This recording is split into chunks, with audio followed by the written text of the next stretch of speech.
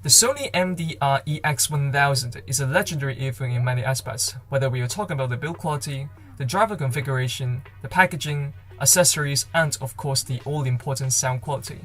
And while it is by no means a perfect earphone, it remains a cult favorite within dynamic driver earphone lovers and old-school Sony fans. Welcome to Earphoneus Fanaticus, aka the Earphone Freak. In this episode, we will explore in detail the venerable yet quirky EX1000. Let's start with the packaging. Right off the bat, you get a feeling that this product is indeed premium and exquisite. Rather than showing off the earphone on the cover like what most other manufacturers do, Sony opts to use a combination of a brushed-looking background plus an elegantly placed Sony logo and product name.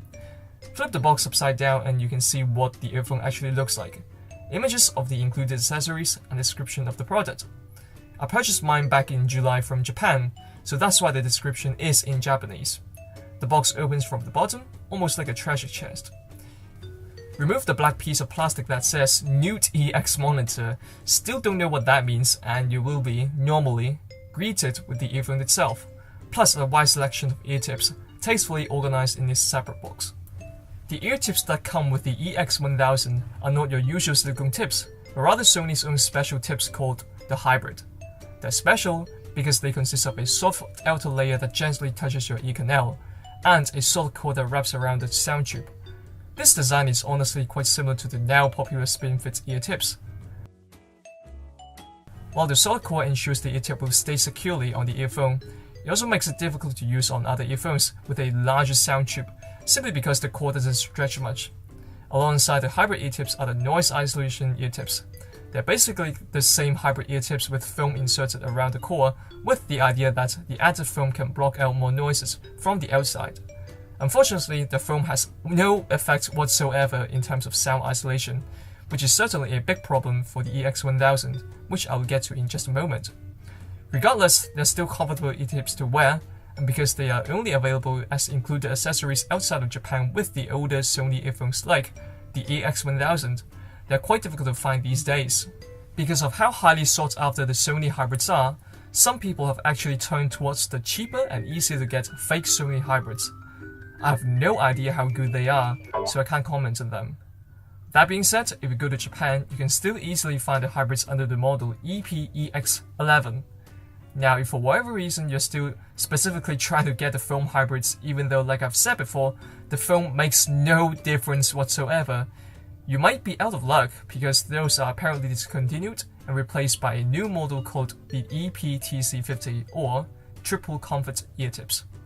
It features a different construction from the old EP-EXN50, where instead of just inserting foam inside the ear tips, now features Sony's proprietary silicone foam material that covers the old black silicone on the outer layer, combined with the same solid core. I don't have those either, but you might want to check them out if you're looking for the old foam hybrids. Moving away from the ear tips, you also get a large leather carrying case. This is another part of the whole package that makes the product feel premium. The case has a very nice smooth texture all around, while on the back there is some synthetic material being used which also feels very smooth. The whole case is acceptably sturdy because of the reinforcements sandwiched between the outer materials and the inner cloth layer, but it is nowhere as rugged as a hard shell carrying case like this UE900 case, or the one that comes with my recently purchased Dunlop DK301. Inside the leather case, you can see the compartments where the EX1000 can sit in. Once again, it's cloth everywhere, so you don't need to worry about scratching the earphone during storage. But as nice as the leather carrying case is, I do find the compartments to be a big pain to use. Taking out the earphone takes a lot of work, and so does putting the earphone back in. You have to spend so much time trying to fit the earphone into these tight compartments, and then wrap the cable around in the most inefficient and awkward manner, then hope to God the connector can somehow loop back to the bottom compartment. I mean, it looks very nice once it's done, but try doing this every day on a busy train or standing inside a bus, taking out or packing away your precious earphone like a compulsive maniac while trying to balance yourself amongst dozens of grumpy blue collars. I live in Hong Kong, by the way. Anyway, here's a cool little modification you can do to save yourself the pain and suffering of this earphone storage ritual, which is to just take out the compartments and use the case as is. See? Much easier. Now besides the ear tips and the carrying case, you get a final piece of accessory, which is a 0.6 meter Sevedan oxygen-free copper cable that terminates with a straight-angled 3.5mm audio jack. Now, physics tells me this cable should at least give louder volume compared to the default 1.2 meter Sevedan cable, but I didn't hear any difference in volume. I do, however, find this short cable to provide ever so slightly higher clarity with the EX1000, but honestly, the difference is so small it would be wise to just call it a placebo. Not to mention, it's just way too short for use on the go, plus the straight angle jack is always a deal breaker for me when it comes to IEM cable, so this cable is not useful to me. So after all the accessories talk, let us look at the Sony MDR-EX1000 itself. They look unusual, to say the least. Part of the reason why they're shaped the way they are is because of the drivers Sony used. They utilized an absolutely humongous 16mm dynamic driver coated with liquid crystal polymer, and you can most certainly guess where the driver is positioned at. Coincidentally, this circular design also allows the earphone to be lodged vertically inside your ears, but it also means the drivers aren't exactly firing directly into your ear canal. This earphone is made in Japan, and the housing is made of magnesium alloy rather than the glossy plastic you might find on cheaper earphones. Though the housing is indeed exquisite, the shape doesn't work well in noise isolation and wind noise. It simply does not block off enough of the entry into the ear canal, so other noises can easily creep in. The only solution to this is to crank up the volume, but you risk hearing damage, so the EX1000 is not suitable for outdoor use. Removing the ear tip reveals an average-sized sound chip that's compatible with most popular ear tips these days, including the SpinFit's JVZ spiral dots and the Comply foam ear tips, though the latter two might not be as secure. The EX1000 benefits from having an interchangeable cable, so that when the cable breaks, the earphone itself does not become complete rubbish. The connector is nothing like what other manufacturers are using these days. Most of the time you'll find MMC X or 2-pin, but Sony has its own screw mechanism that keeps the connection secure. If you plan on swapping the cable for a third-party one, make sure you get one that fits this series of Sony earphones, because it seems the newer ones, like the XBA Vive, uses a different connector. Let's talk about the ear guide for a second. I'm not a big fan of it. It does contain a metal wire for molding its shape, but it is too soft to maintain a consistent curvature. So soft that as you move about with this earphone on, the cable will most likely slide over your ear, especially if you wear glasses. When I first tried on the EX1000, this was a major issue, but I did manage to adapt. The secret is to hold the earpiece and give the cable a good tug. That way the ear guide can be shaped to drop directly downward and not fall over your ear. The cable itself is pliable and lightweight, making it perfect for storage and usage on the go, though a heavier cable could have helped with the falling off ear situation. The cable doesn't appear to be knitted like those crazy third-party cables, but still manages to be tangle-free. The only reason why the cable might tangle is due to the overly long ear guide. Once again, not a fan of the ear guide. There's a wide splitter on the cable, and together with the smoothness of the cable skin, it is indeed very easy to use. And this is also one advantage non-knitted cables have over knitted cables. As I've mentioned before, the short cable terminates with a straight angle jack, but this default cable terminates with a petite right angle jack. I mean, look at it next to my third-party cable. The difference in size and weight is not even small. Now, I'm not convinced that there is enough stress relief at positions such as, well, the audio jack and the ear guide, but only time will tell whether my concern for its durability is warranted. Overall, a very practical cable, but I just wish the ear guide was a little bit better.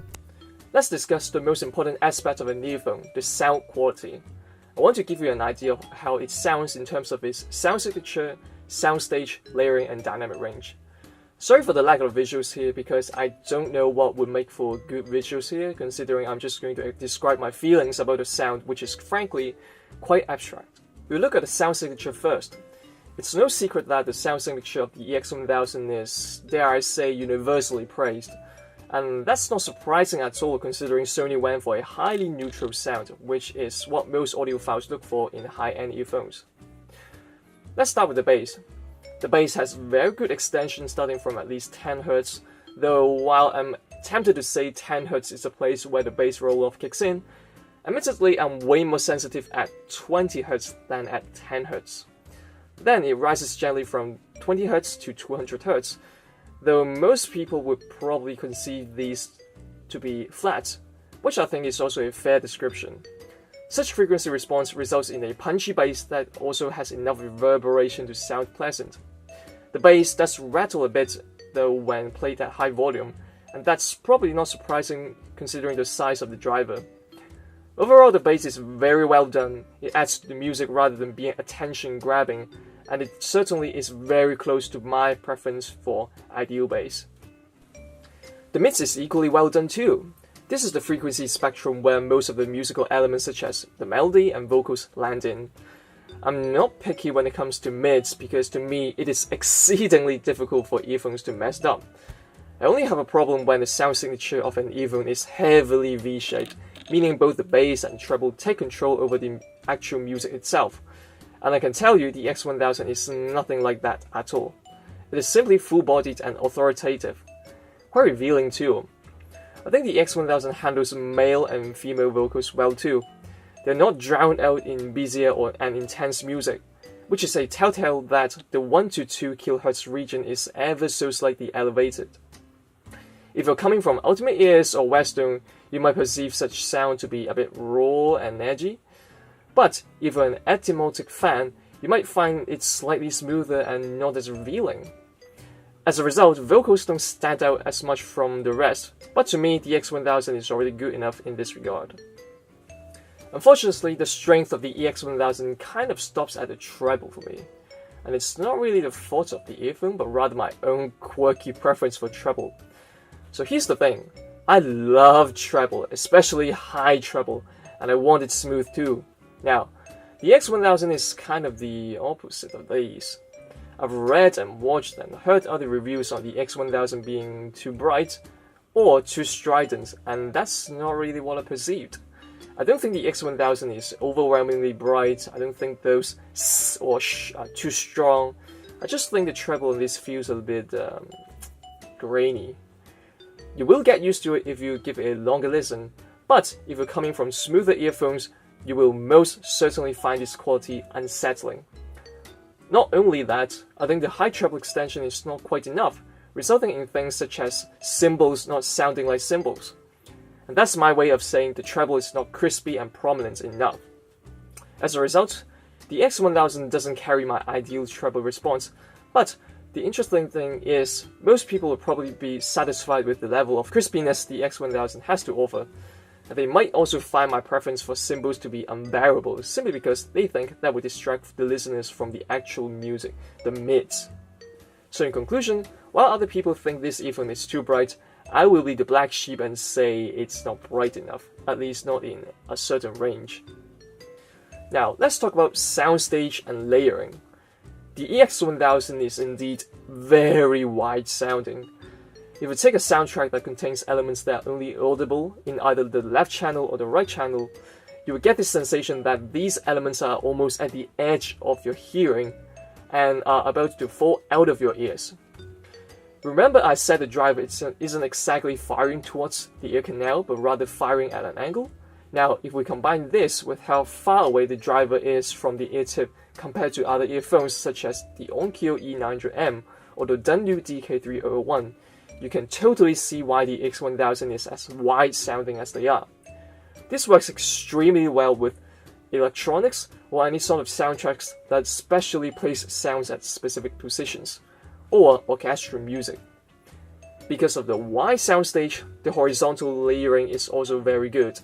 You should have no trouble locating where sounds are coming from with this earphone. However, there is nothing to speak of in terms of vertical layering because A, there is only one driver within each of these earpieces, and B, the sound chute only consists of one single bore, which of course goes hand in hand with the single driver design. Finally, we come to the dynamic range. To simply put, the dynamic range of the EX1000 is fantastic.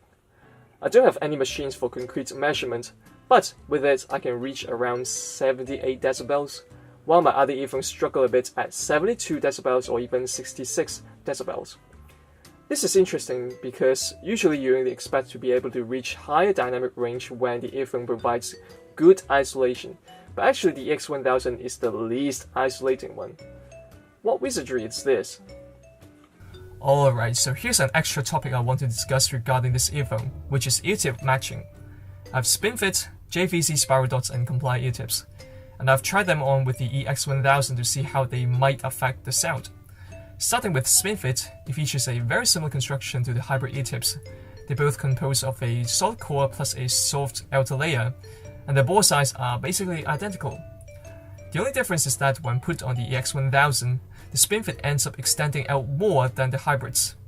This results in the sound being projected more deliberately into your deeper ear canal. To me, the SpinFit makes the EX1000 more intense sounding and a tiny bit louder, but this also means you're trading away things like airiness or openness. But otherwise, the sound signature remains the same. If you prefer the sound to be more exciting, the SpinFit is a great choice. What about the Comply ear tips? I think they provide the best seal and thus the best bass response. While the bore on the Comply is larger than the hybrids, it also extends more into the ear canal, so the hybrid still beats it in terms of airiness. But it is better than the SpinFits in this regard. What's not likable on the Comply is the comfort. The foam irritates my ears a little bit, and the shape doesn't work well for me. I can't listen for long with these. And of course, there are other big concerns such as the foam returning to its original shape too quickly, fiddling with the ear tip takes time which is inconvenience for those who like to put on or off their earphones quickly, and the foam losing its memory foam property way too quickly.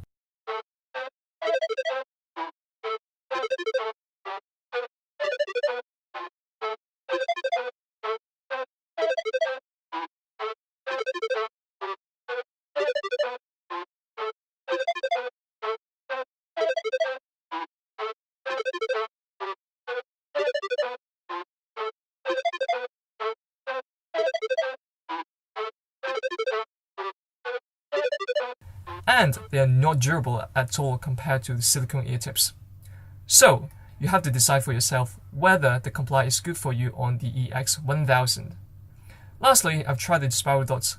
Shape and length-wise, it is very similar to the hybrids. Now excuse the size difference though, because the spiral dots are in medium while the hybrids are in L size. Because the bore on this is the biggest, and it doesn't extend that deeply, it provides the most open and airy sound out of all. Though it might not be as analytical or revealing as the SpinFits. Overall, if you prefer listening to earphones without any obstruction, that is, there is absolutely nothing blocking the sound tube of the earphone, you like the EX1000 more open and atmospheric sounding, the spiral dots is a great choice. Personally, I would stick with the hybrids because I want the classic Sony house sound. So, to wrap up this review, I really enjoy listening to the Sony MDR-EX1000 despite all of its quirks. If you can get over the poor ear guide design, horrible outdoor use and the slightly grainy treble, you'll be looking at one of the best dynamic driver earphone the market has to offer up until now. It was the last Sony Halo product that offers a neutral sound, it is made in Japan, the craftsmanship is top-notch, you get Sony's venerable hybrid and foam hybrid ear tips in different sizes, and you get a high-quality leather case. At a price point of 35,570 yen or 2,430 Hong Kong dollars or $310 US excluding tax and including union pay discount, what you get is absolutely killer.